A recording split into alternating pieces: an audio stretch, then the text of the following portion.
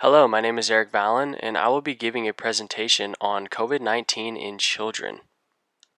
So, I want to start this presentation by going into what we know first. So, the general characteristics of COVID-19.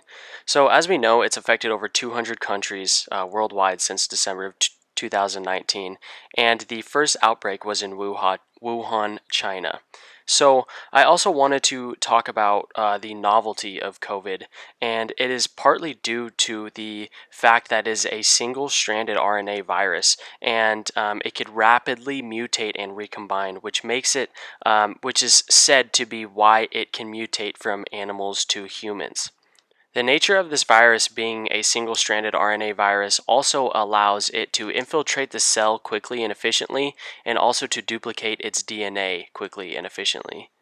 Another thing worth mentioning about COVID is the case fatality rate, and that it is estimated to be 0.5 to 5%. So, the case fatality rate is the number of cases over the number of deaths that happen because of that disease. So, it's pretty important to jot this number down as well. And finally, I also wanted to talk about the COVID infiltration into the cell. So, COVID infiltrates the cells due to the ACE2 or the angiotensin converting enzyme. And this is an enzyme which kind of regulates blood pressure and does other things physiologically in the body. But COVID kind of latches onto that enzyme and then is able to get into the cell via endocytosis. And that is the believed mechanism of action. And then the last sort of thing I want to talk about as far as general characteristics goes is that the disease progression and outcome in children appears a lot milder than older individuals, and that's what they've seen over a few trials and looking at the cases of children and adults with COVID and comparing the two.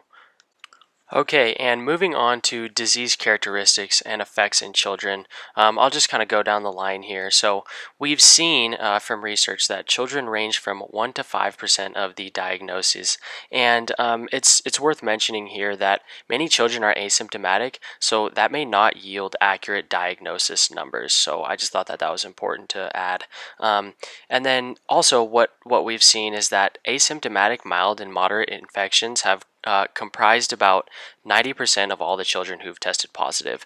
And there's a few reasons for this, and there's a few theories that people have come up with. But the first one that I think is the most interesting is that they have a lesser distribution or concentration and maturation of the ACE2 enzyme. So they have a lesser amount of this ACE2 enzyme, and the ACE2 enzymes, the angiotensin converting enzymes that they have, are just they're not as developed. So that is one reason for why they could have a lesser severity of the infection. And then other reasons for this may include a lower exposure to virions or mature viruses, and then also they have had minimal exposure to pollution. And kids haven't really had a smoking history or anything like that, and they also may have, they do have healthier digestive tracts, and they have healthier respiratory tracts as well as newer cells in those digestive tracts and organ areas. And then moving on to the next few points that I've added here, I wanted to mention the critical cases, and critical as in they were in a intensive care unit or they had severe reactions to the infection. So it looks like children, from the research and the numbers and data we've gathered, are around 5.9% as far as the critical cases go, while adults are at 18.5%. So it looks like adults have much more critical cases as far as the sheer number of them goes. And then in the range of newborns to 15-year-olds, it looks like the median age of infection is 6.7 years. So it's kind of a random fact, but I thought that it was worth putting in here. And then I also wanted to talk about transmission in children. So, as far as kids go, they know that they are transmitting it through the respiratory system, but they don't know if the transmission is continued through the digestive tract. So they have tested COVID-19 positive children and found that they still do have viral shedding in their fecal matter, and this virus lives a long time in the digestive system compared to the respiratory system. So they think that the virus could possibly be transmitted through fecal matter, which would be more important in kids. But they don't know if the virus is active virus that is shed through the digestive system. So, as far as their fecal matter goes and the spreading of the virus that way, we really don't know quite yet.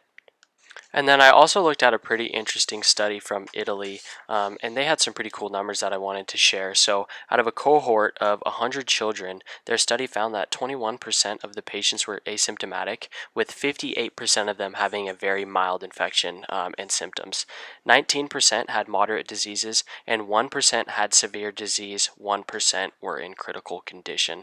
So, as you can see, the majority of their reactions were pretty benign and mild, with just 2% being severe or in critical condition. And they also found that the severe and critical cases, there was only 2 of them, they found that the patients had coexisting conditions that were kind of contraindications and that were bad for the virus. And then they also had no deaths reported out of even the severe and critical conditions. So now I want to segue, now that we've covered all the disease characteristics and effects and kind of the general information, I think we should move on to the outcome and treatment in children. So I want to start with just saying a few things that can happen. So antenatal smoking and obesity may be cause for worse COVID outcomes and COVID symptoms. And now I want to talk about some protective factors. So the BCG vaccine, I don't want to botch that word, and I apologize in advance for some medical terms that I might mispronounce. But this vaccine has been associated with heterologous immunity to other pathogens, and this is basically just a phenomenon called trained immunity, and it involves an increased function when dealing like other viruses, and those immune cells, for instance neutrophils and macrophages and monophytes, they just have sort of this trained immunity, and they're kind of already ready for the virus. And then I also want to talk about chloroquine and remdesivir. They are found to inhibit the SARS-CoV-2 growth. So the SARS-CoV-2 is just the new strain of COVID-19, and it's the strain that most of the research is being conducted on. So they're continuing to look at research, and they're going to publish results soon in the effectiveness of those drugs in treating COVID. And then hydroxychloroquine in combination with azithromycin or Z-Pak is used to treat COVID and has been sort of successful, but this involves corticosteroids, and that is not recommended for children below 12, and it is said to it could possibly exacerbate the symptoms even if these things were prescribed in combination with each other to kids, because it may increase their lung injury. And then the next thing I think is important is the immunomodulator categories of medications, and this can be helpful in relieving the cytokine storm response. And a cytokine storm is basically, medically, it is a severe immune reaction, and it is basically when your body releases too many cytokines in response to like something like a virus like COVID, and it releases these cytokines into the blood very quickly. And cytokines are important in normal immune response, but having a lot of them, having a large quantity and concentration released into the body all at once, can be harmful. So these immunomodulators may be helpful in relieving this cytokine storm. And then the Janus kinase inhibitors may also be helpful, and that just blocks downstream inflammation pathways. So blocking these inflammation pathways downstream before they can happen would be very beneficial. And then the next thing that I wanted to talk about is the functional host immune response. So basically, this functional host immune response is the main driver for lung tissue damage in COVID-19, and it's basically saying that functional host immune response, or a proper host immune response, is what's responsible for the lung tissue damage and the lung damage with people that are infected with COVID. So while immunocompromised children have had severe reactions to analogous viruses like the ronavirus or influenza or the adenovirus, immunocompromised children are not at a more increased risk compared to those other viruses when dealing with COVID.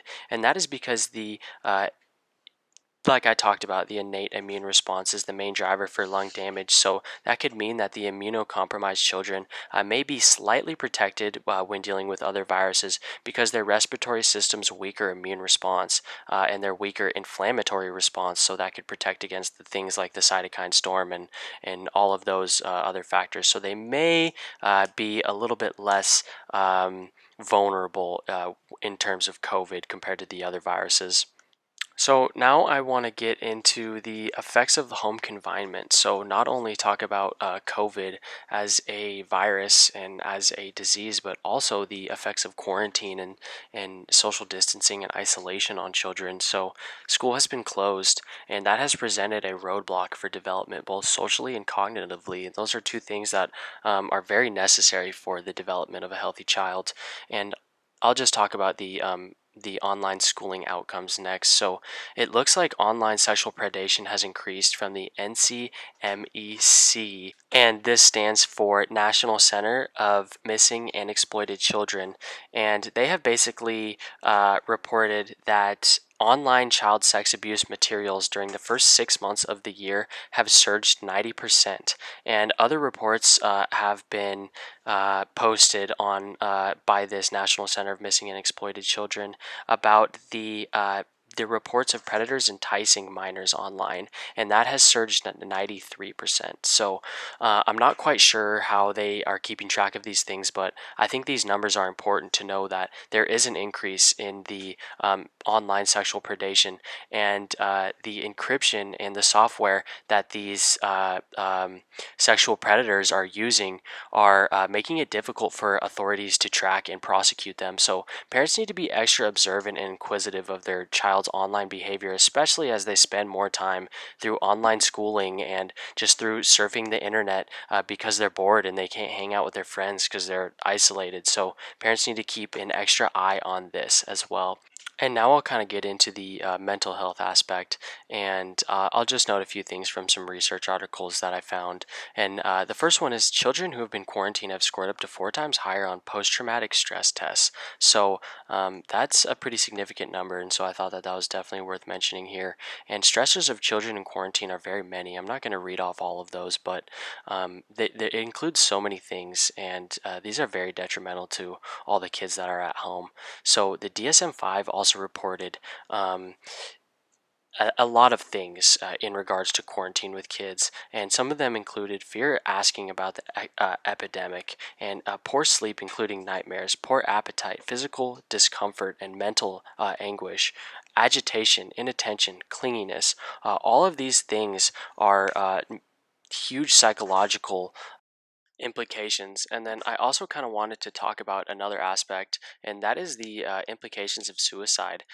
So we have seen increased suicide with adults, and there are many hospitals and kind of places reporting the increase in suicide. So one hospital in Walnut Creek, which is California, they typically see about 20 to 25 suicide attempts a year and 6 deaths from suicide annually. And so far in 2020, there have already been 21 attempts and 5 deaths. So they are already within their annual range of suicide attempts and almost within 1 death of their annual suicide numbers. So I wanted to include this just so everyone could think about these implications with children. And the numbers haven't been ran yet, but I'm sure we'll see some graphs and some data dealing with kids' suicide later on. Now that I kind of dropped the bomb to all those psychological effects on children, I kind of wanted to talk about guidelines and things that we can do as parents and as family members just to make sure that we're caring for the kids as best as possible, the best way we can. And so the WHO has outlined pretty good criteria, I think. So I was just looking at that and thought I'd share it. So caregivers, they need to be creating a safe environment with their children and making sure that they're openly communicating with them on a daily basis. And communication is so important dealing with psychological distress. And children should probably not be separated for too long from their caregivers. And if they must be separated, they should have constant communication with their family and caregivers. The next thing is children should have a routine, and they need to be socialized and they need to play with others, whether that's their family or if they can invite their friends over or whatever it is. I mean, you need to be doing whatever you can do to make sure your children are being socialized and developing and all the things that they need to be doing. And then they also need to be educated, and we'll get into education in a bit. So, when dealing with school closures, there are a specific group of kids that are they're at a bigger disadvantage, and that is the children that are impoverished or that of low socioeconomic status. Um, so, schools are closed in over 138 countries, and they have estimated that this is affecting the education of approximately 80% of children worldwide. So, that's an astronomical number. And school closures heavily hits socioeconomically disadvantaged children in a few different ways. So the one main way is that it increases food insecurity, and lunch has been associated with good grades and improvements in academic performance, and food insecurity is associated with low grades, low educational marks. So this food insecurity is only going to exacerbate the gap between the socioeconomically disadvantaged and advantaged kids, because they're not going to be able to get these lunches that they normally get at lunchtime.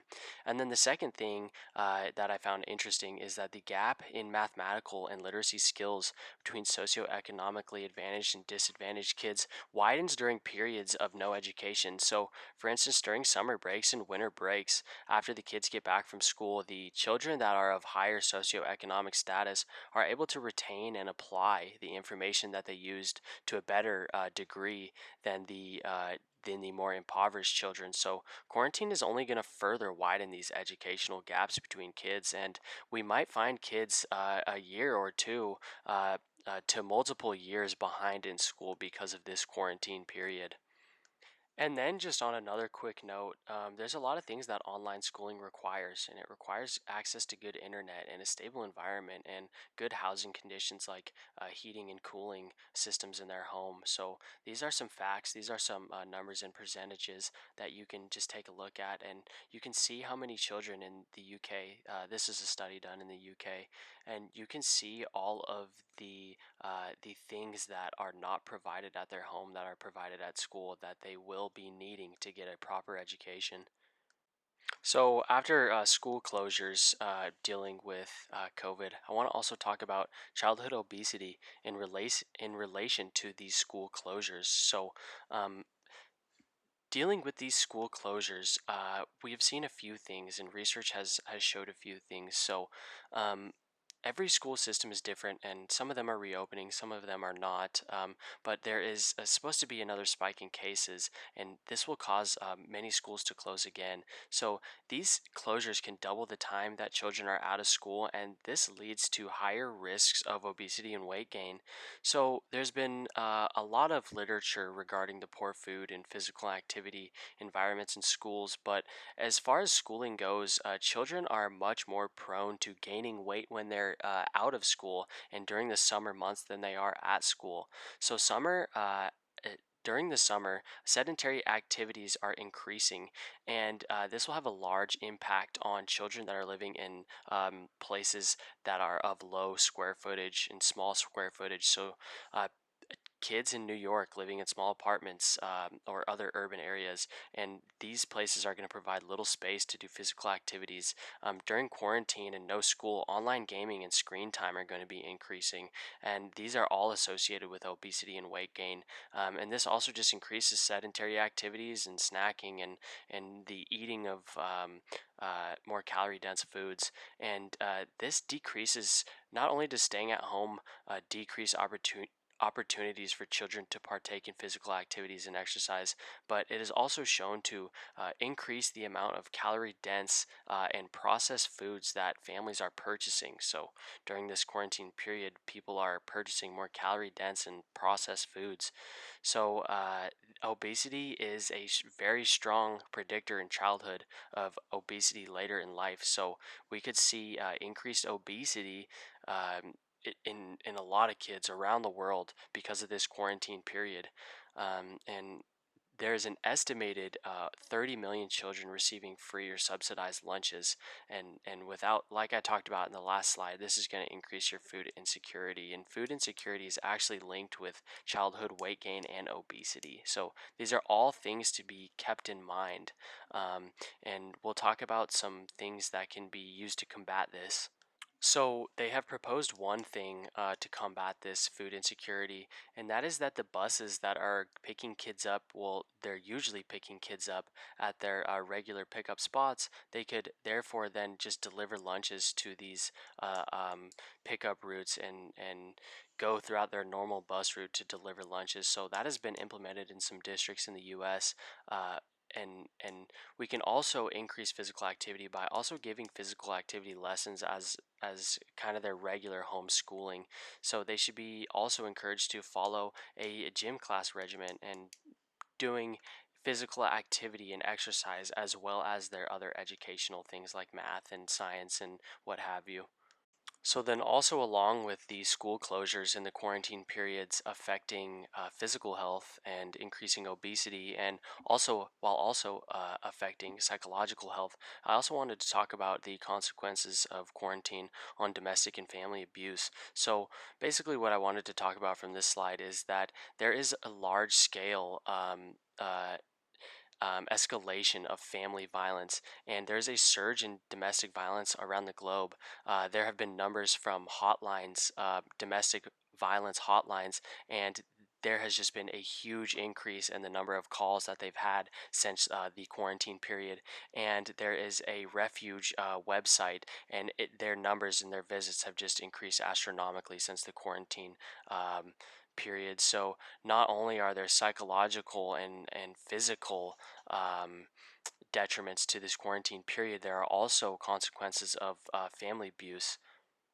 So that just about does it for my children with COVID presentation. And just as a quick recap, I kind of went through the general characteristics and information and the science of what we know, the effects on children, and then kind of the outcome and treatment and medications that can be used. And I also went over the outcome and the effects of home confinement on children's mental health, so the psychological aspects. And then I also went through school closures and socioeconomic status and child poverty, as well as the increase in sexual predation and domestic and family abuse, as well as increase in childhood obesity in relation to this quarantine period. So hopefully we can keep all these things in mind and just remember them throughout our day-to-day activities, so we can think about possible ways to combat this period, because quarantine is not going to end now, and online schooling might be implemented